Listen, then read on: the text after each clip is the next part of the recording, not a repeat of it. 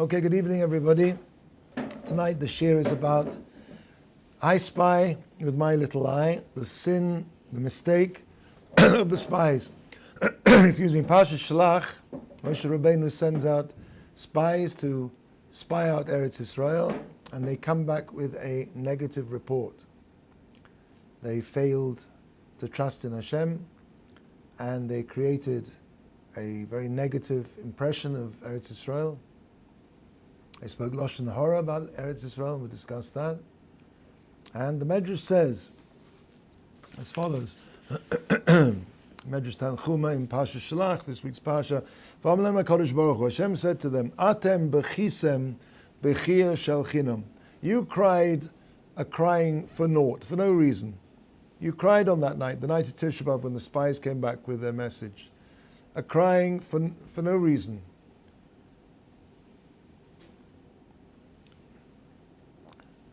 Ani ekbar lechem, I, says Hashem, I'm going to fix for you, Laila zu, this night, as a bechir l'doros, as a night of crying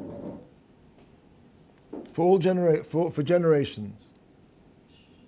And it says the Medrash goes on, Umenoisa Shah Nigzara al Beis HaMikdash Shetcharev, will be destroyed. The Beis HaMikdash, that was when the Beis HaMikdash, hundreds of years hence, would be destroyed. The night of Tisha B'Av is traditionally a day of disaster. That was the day that the first and second temples were destroyed.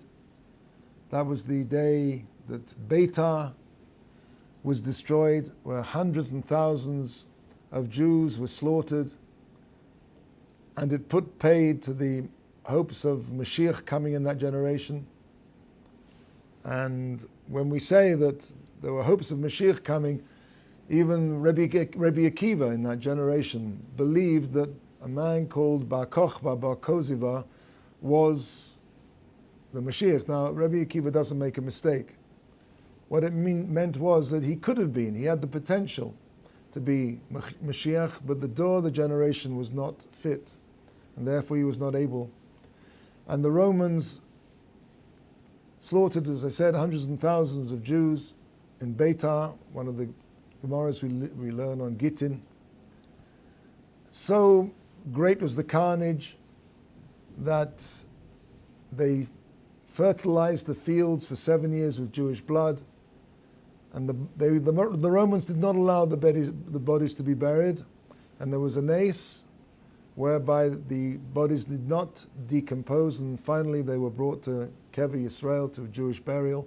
And Chazal, because of that miracle, inserted into Birkas Hamazon to this day the fourth bracha. The first three brachas is the Diraisa and Birkas Hamazon, grace after meals, and the fourth bracha is the Rabbanan, and it Hatov V'Ameitiv, and it commemorates that miracle.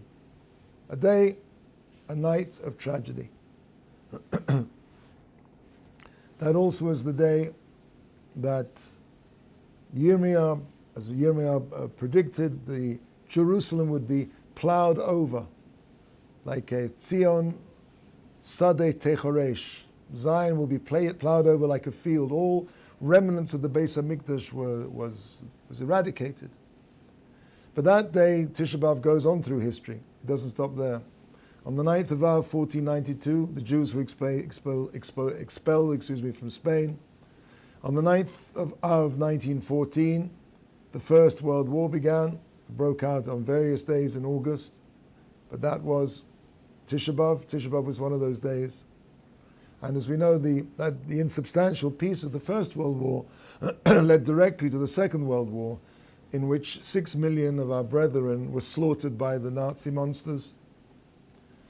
And on the 9th of Av in 1942, the first transport of deportees left Malkinia on July the 23rd, 1942, Tisha B'Av, in the morning hours. It was loaded with Jews from the Warsaw Ghetto, and the train was made up of 60 closed cars, crowded with people. The car doors were locked from the outside, and the air apertures barred with barbed wire. 9th of Av 1942 was the day that the killings, the murders started in Treblinka. And all this comes from what? The sin of the spies.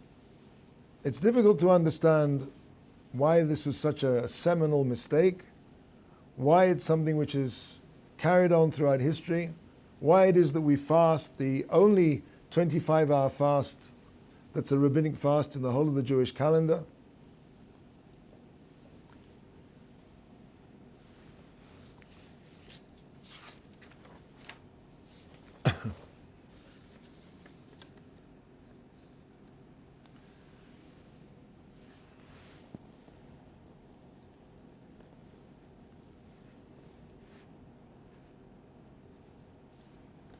And it's compared to the three most serious Aveiros. Lashon Hara is compared to Gilui Arayos, Shfichas Domim, and Avodah Zarah. Sexual immorality, bloodshed, murder, and idol worship. Just find the source here.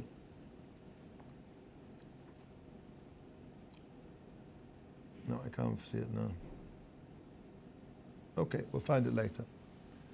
How can we understand that speaking badly about somebody, Lashon Hara, and we're talking about a person, can be compared to those three cardinal sins? And even more, if you look throughout the whole of the book of the Chofetz Chaim, you'll find not one word about Lashon Hara, about sticks and stones, about a country, about a land. How can you speak Lashon Hara about a land?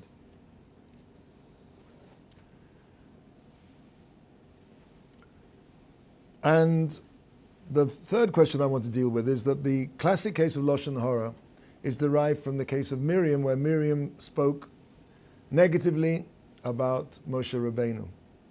We say it every morning. That's one of the 6 remembrance. Zocher es asher asa Hashem Elokecha leMiriam b'derech b'teitzes Mitzrayim. Remember what Hashem did to Miriam, Hashem your God did to Miriam on the way of your exodus from Egypt. Now,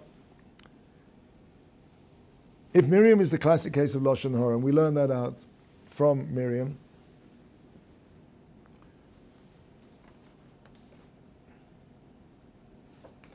how is it that the case of Miriam, there was no malice aforethought?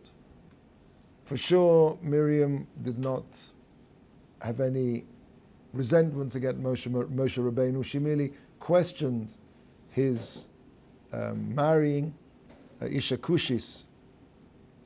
She merely made a mistake in her understanding of the level of Moshe, her brother. And of course, Moshe was in no way wounded by what she said. In the very next pasuk, it goes on to say that Moshe was the Onav Mikol Odom, the humblest of all men. And yet Miriam's Lashon Hara is so severe that we have a mitzvah, as I just read to you, to remember what Hashem did to Miriam. We learn out the Issur of Lashon Hara from Miriam, and yet Miriam's Lashon Hara seems to lack all of the, what we would say, classic mistakes of Lashon Hara, that it's vengeful, it's vindictive, that it damages the person whom it's spoken about. None of those things are true about Miriam and her Lashon Hara. So again, we've got these questions. Why is Lashon Hara so severe? Why is it compared to the 3 cardinal sins of Gilui Arayos, Shfichas Domim, and Avodah Zarah? Number 2, how can you speak Lashon Hara about a land? Isn't it? I mean, the Chofetz Chaim has a whole sefer, Chofetz Chaim. Somebody who wants to save who desires life. Guard your tongue. Guard your tongue. From what? From speaking about people. And not about rivers, not about trees. How can you speak Lashon Hara about a land? And again, as we saw with Miriam has none of the so-called negative effects which are usually connected with Lashon Hara.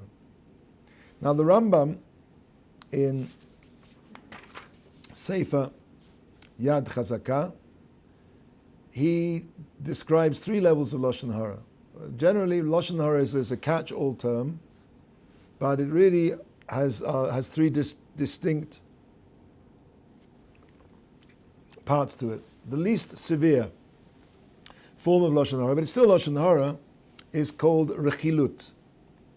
Why is it called Rechilut? A Rochil is a traveling salesman. A Rochil piles up his wares here, and he takes them and he sells them over there.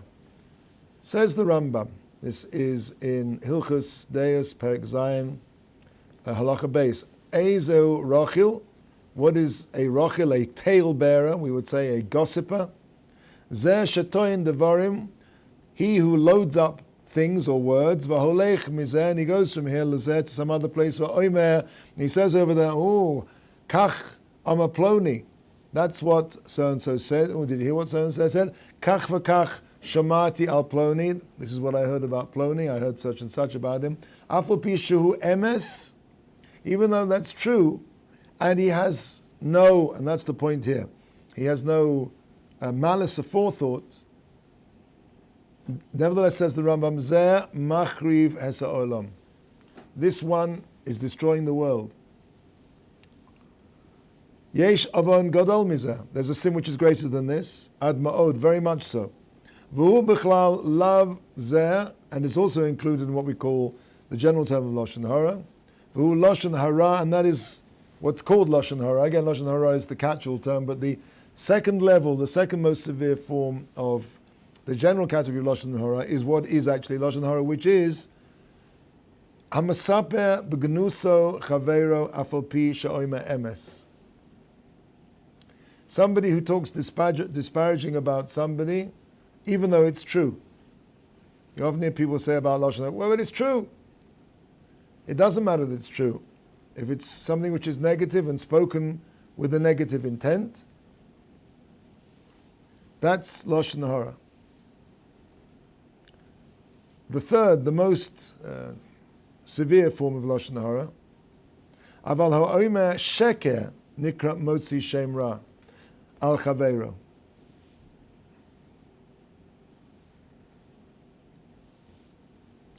And that is the serious, because that's the most serious level, because it's a lie, it's defamatory, it's intentionally defamatory. So we have these 3 levels. But again, all of these 3 levels have nothing to do, they only have to do, we're talking about human beings, about people.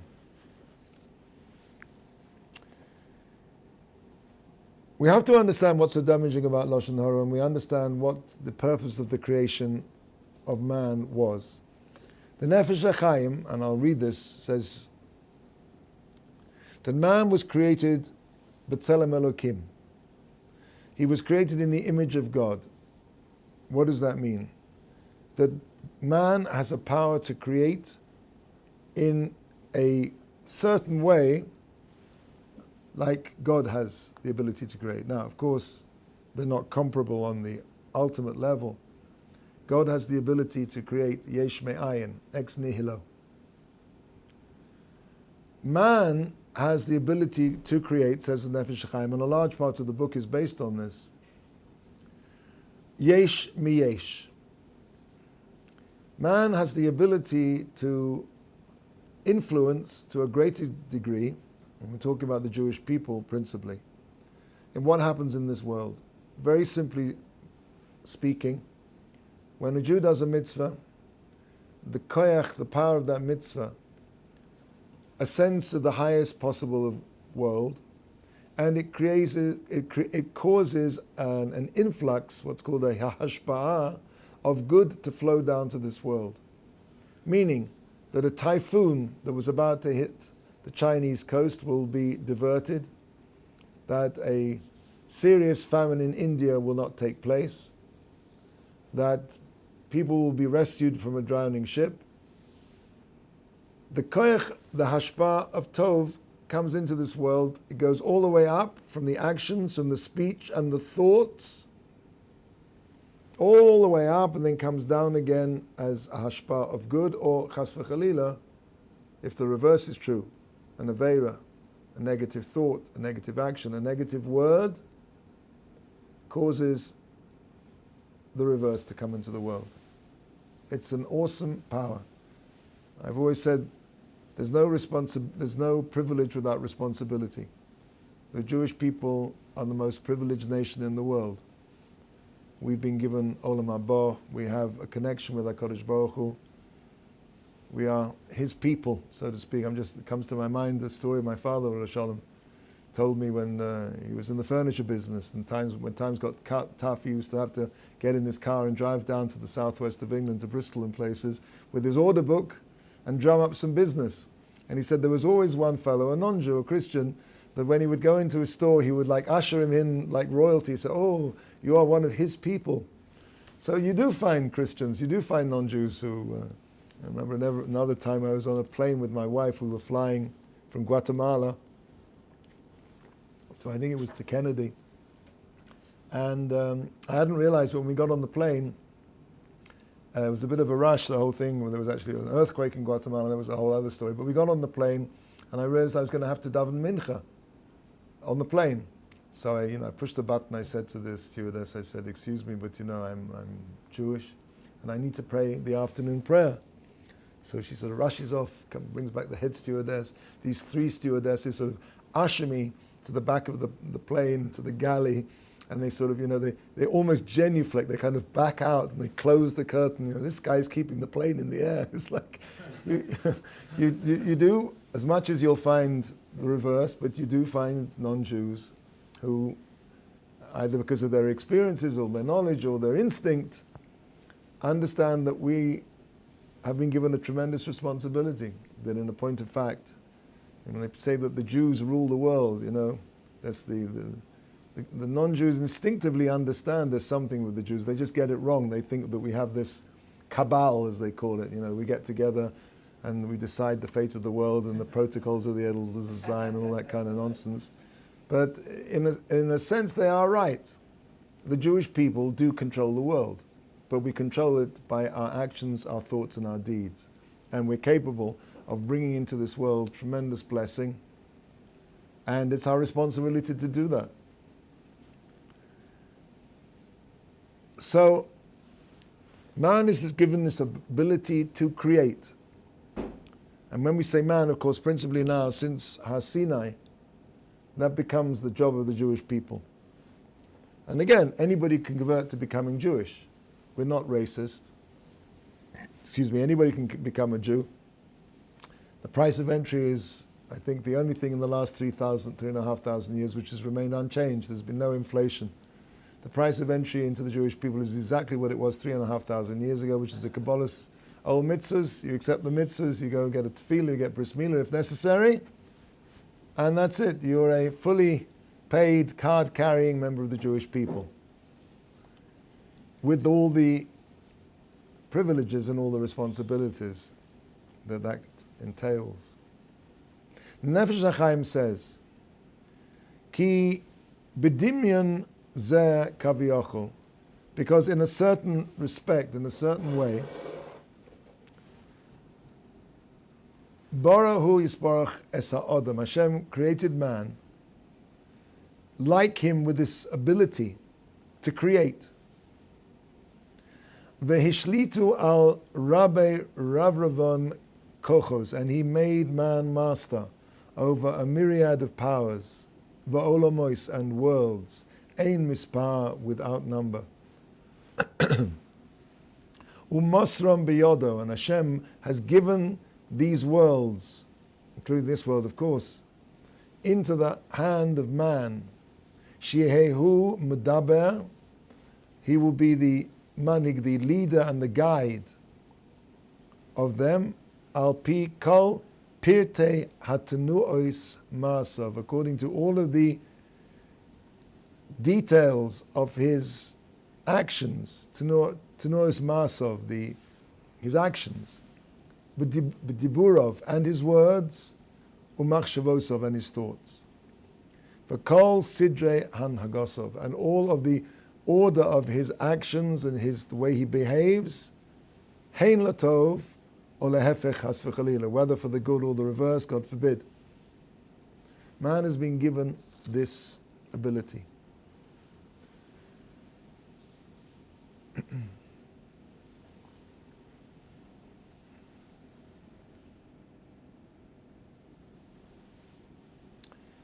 Now, we know that Hashem created the world.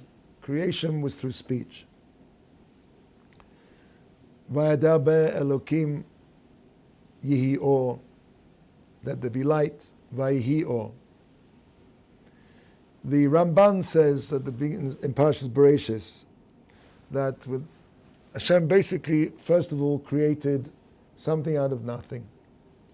And this something out of nothing was pure matter, ungarbed by form. The Ramban says that the Greeks called this hiuli, which is basically pure matter which has yet to form, has yet to evolve from it. After that, says the Ramban, there is no more yesh me'ayin, there is no creation ex nihilo. Everything now becomes yesh mi'yesh, something from something. After that initial, I don't want, if that's true, but maybe we could say that initial Big Bang, the initial yesh, which comes out of ayin, something from nothing, that something now, the rest of the creation becomes an gradual progression of yesh mi'yesh. And it is there where the Jewish people, as we've just described, have this ability to create, or chas v'chalil, the reverse. As it says, and again, I'm stressing here that the creation was through words. Vayoma Elokim, Vayoma Elokim, over and over again in the first chapter of Bereshis, and Hashem said, Hashem said, Hashem said. Creation comes through speech. The Pasuk says in Yeshayahu, Vani zos brisi osom oma Hashem, Ruchi asher olecha, my spirit which is upon you, Udvarai asher samti beficho, and my words which I have placed in your mouth, beficho, my words that I've placed in your mouth. Hashem, the Tselem Elokim, the image of God that man was created in, is that just like Hashem speaks and creates, man can speak and also create. Again, he can only create yesh mi'yesh, but it is in a certain way similar to Hashem. As we say in the bracha, Shehakol, talking about Hashem, Shehakol nihiyeh bidvaro. Everything comes into existence through His word. Shehakol nihiyeh bidvaro. Not by coincidence, the word in Hebrew for a word is davar, and the word in Hebrew for a thing is davar. Because things are no more than Hashem, so to speak, speaking them into existence and giving them continued existence through His word. It says in Sefer Bereshis about man, Vayar Elokim es kol asher asa v'hinei tov ma'od. And it was extremely good. And Hashem, God, saw everything that He had made, and it was Tov Ma'od. Tov Ma'od, the word Ma'od, Mem, Aleph, Daled, can be arranged into Adam. Tov Adam. Man is charged, man is capable of creating the Tov Ma'od, of bringing creation to its fulfillment. Tov Adam, Tov Ma'od. And as we said, all of this is done with the mouth. If Adam does not do this, then in a sense he destroys the world, because he prevents the world from reaching its ultimate purpose. So with this we can understand why Miriam was the classic case of Lashon Hara. Because the whole point about Lashon Hara is not just its negative effects. It's not just that it can negatively affect people's lives, people's shidduchim, people's businesses. It doesn't have to have malice aforethought, and it doesn't have to, and it can even be true. Lashon Hara is so severe because it basically fails to bring the world to its true perfection. it's a failure of man to live up to his responsibility to bring the world from Tov to Tov Ma'od, Tov Odam. And in a sense, anything which does not reach its shleimut, its perfection, is a destruction. And that, in a sense, is why Miriam is the classic case, because it reveals the destructive nature of Lashon Hara without the usual negative connotations, so to speak, of character assassination. Now, there are two Evarim in the body that are described as either being good or bad. They are the ayin and the peh, the eye and the mouth. We talk about ayin tova, we talk about pera. In fact, paro can be read as pera, bad, literally bad mouth.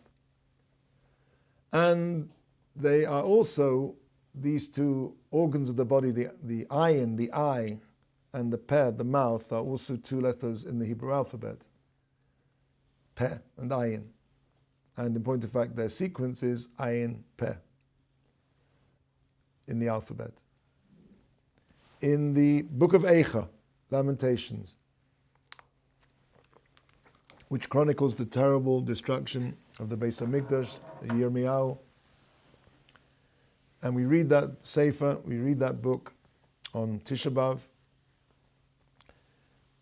Eicha is written as an acrostic, meaning each one of the stanzas of each of the verses, each chapter starts off with an aleph. The first verse is an aleph, the second verse is a beis, the third is a gimel, etc. And each one of them goes through the alphabet in order, except something strange happens in the fourth parak. In the fourth chapter of Eicha, there is a reverse when it goes samach, peh ayin, instead of samach ayin peh. There is a reversal of the peh and the ayin. Why? What's that? Oh, why is that? So it says in the Gemara in Sanhedrin, Daf Kuf Daled Amar Beis, Amar Rava, Amar Rabbi Yochanan, Bishvil ma hikdim peh la'ayin. Why in Eicha did they reverse the order of peh and they put the peh before the ayin? Bishvil meraglim, because the meraglim, as Meir just pointed out, she'omru befihem ma shelo ru be'eineihem, that they said with their mouths what they did not see with their eyes. Does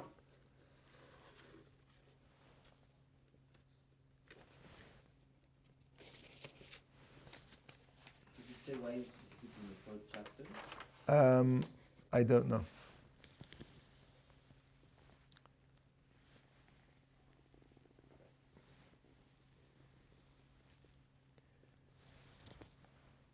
If we were to understand the sin of the spies, their mistake, it's they allowed themselves, for maybe various different reasons. First of all, they could be that they recognized that their tenure as princes in the desert might be threatened by coming into Eretz Yisrael. Could be on their level, of course, they were the leaders of the Jewish people, but on their level, on that very subtle level, they allowed their own interest to interfere with the impartiality of what they saw. Whatever it was, they did not use their eyes first. They did not speak what their eyes saw. Basically, they took their own, if one would borrow a modern analogy, they took their own film script, their peh, and then they filmed it with their eyes. They actually saw what they said. They reversed the reality of creation.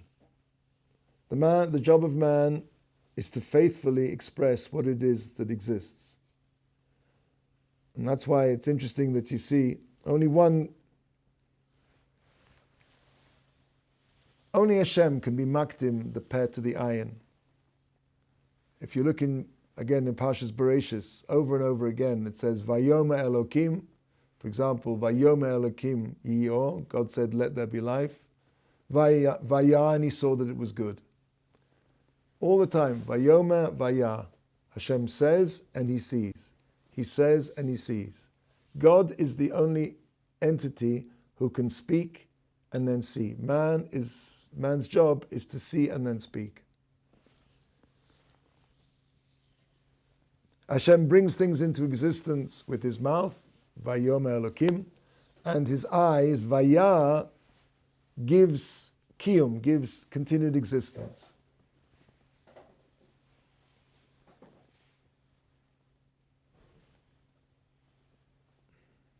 And that's why we could understand why their sin is properly, because we could have asked another kasha. Why do we say that the sin of the spies is called Lashon Hara? It's really Motzi Shem Ra. They really lied. Remember the difference between Lashon Hara and Motzi Shem Ra is whether it's true or not. Why do we say that the spies, or it does say in one place they spoke Motzi Shem Ra, but it also says they spoke Lashon Hara. Now, one could understand the reason why we could describe what they said as Lashon Hara is because they actually believed what they said. It wasn't, so to speak, that they were deliberately lying. They thought, they took their own script, their own preconceived ideas. They thought this was a land. They wrote this script that Hashem cannot bring us into this land, and then they filmed it. They took this script and they filmed it with their eyes. The eye is, it should be clear by now, there used to be a concept when I was younger that the camera never lies. So nowadays we're living in an era of the deep fake. The camera always lies. The camera always lies, even if there's no, there's no intention.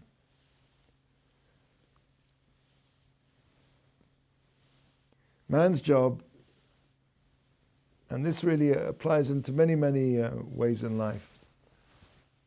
A person has to understand whatever Hashem writes the script. Vayomer Elokim, Vayah Kitov. Hashem said and he saw. We have to see and say, if Hashem did that, that's good. Kol ma da'asa rachmana l'tavahu da'asa. Everything that Hashem does is for the good. And even though we don't see it, Hashem decided to give this person, my chavrusa, a better cop, a better head than me. He's brighter than me. He can run faster than me. He's funnier than me. He's taller than me. He's more serious than me. He plays guitar better than me. That's the way it is. That's the way it is. I'm happy for him because why? That's the way Hashem has made the world. If I don't look at life in that way, then I'm magdim per la'ayin. I am the script writer. And if things are not the way I decide they should be, if the world does not follow my script, oy vavoy, that leads a person to jealousy, and it also leads a person to denying Hashem, because things aren't the way that I think they should be. Hey, there should never have been a Holocaust in Europe. How can that be? A Jew has to look at life, look at reality, and says, all I can do is I can see.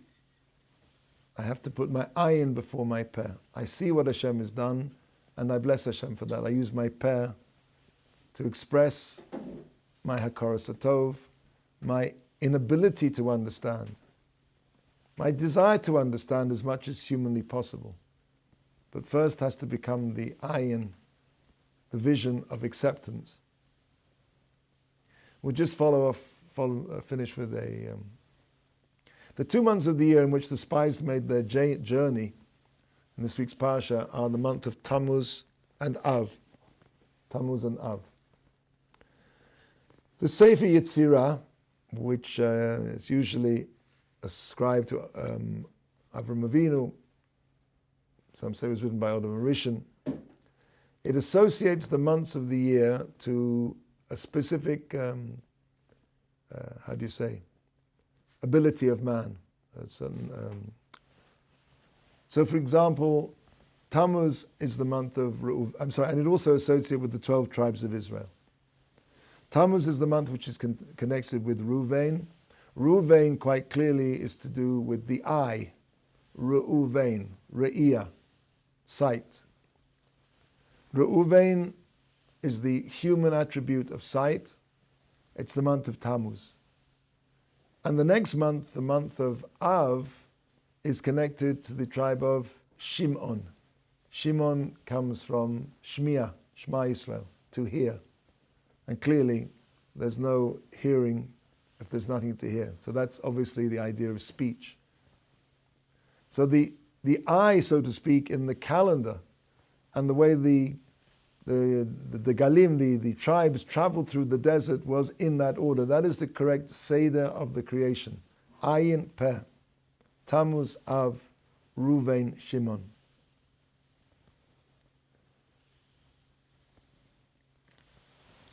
I think we'll stop here. Let's just maybe chazer over what we tried to learn tonight. We see how serious Lashon Hara is. Chazal compare it to the three fundamental cardinal sins. Difficult to understand why that should be. True, it's not nice to talk about somebody negatively, and it could cause them damage, but speaking about them negatively is the same as killing them. It's like killing somebody or worshipping a Zara. Now we can understand how, because the power of speech is essentially the power of creation, that in a sense, negative speech, Lashon Hara, hits at the very building blocks of creation in the same way that those three sins hit at the building blocks of creation. Murder destroys man. Avodah Zarah destroys man's connection with God. And Gilui Arayis destroys a person's relationship with himself. Ostensibly, sexual immorality doesn't do anybody any harm, especially as if it's between what they used to call in England consenting adults in private. So why is that such a cardinal sin? We understand murder, we understand Avodah Zarah. Why is sexual immorality? Because sexual immorality could be that nobody, so to speak, gets hurt by that. And the answer is that sexual immorality is a breakdown in the relationship of man to himself. In his Tzura Sa'adam, he becomes less of a man and more of an animal. Man, as we said, Tov Ma'od, Tov Adam, the ultimate Tov is for man to use his ability of speech to elevate the world. Lashon Hara is therefore parallels the negative influences of those three cardinal sins.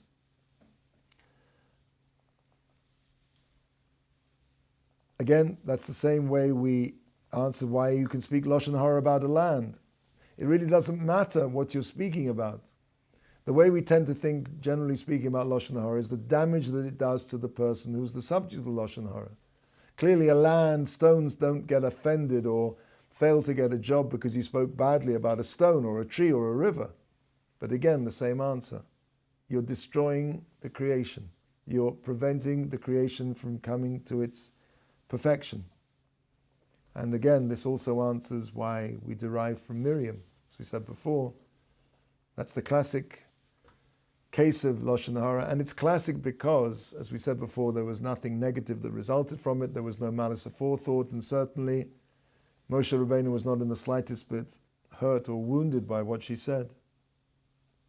Man, as we said before, is given this awesome responsibility, this awesome privilege to be able to create with his mouth.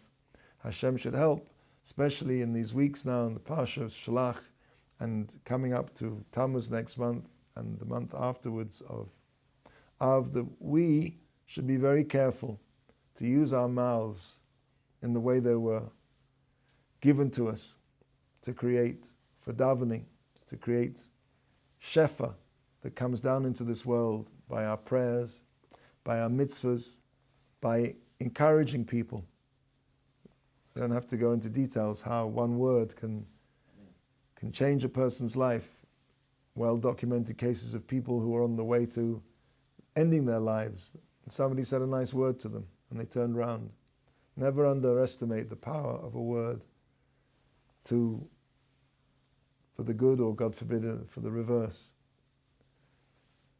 To be careful not to hurt people. People are very sensitive. We all know people are very sensitive. Why? Because we're very sensitive. Each one of us is sensitive.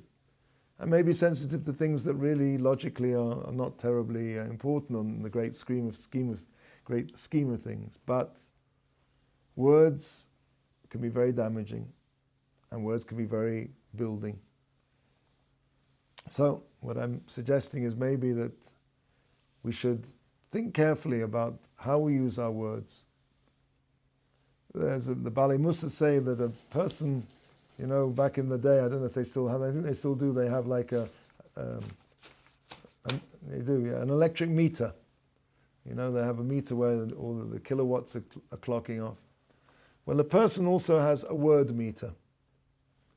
A person has been given a meter and he has a certain number of words that he can express, he can say. And when he gets to the end of his nickel or his quarter, he can't put another nickel or quarter. What happens is basically, God forbid, he dies or he has a stroke, he stops speaking. Each one of us has a meter with a certain amount of words. I've heard it said that meter stops when a person is talking Torah or he's using his mouth for a mitzvah. Okay, Hashem should help in these months of where the Jewish people in the Parsha, where the mouth was so destructive, that we, the Jewish people in our generation, should try as much as we can to be metaken, to fix the mistakes of our fathers and our forefathers. Thank you.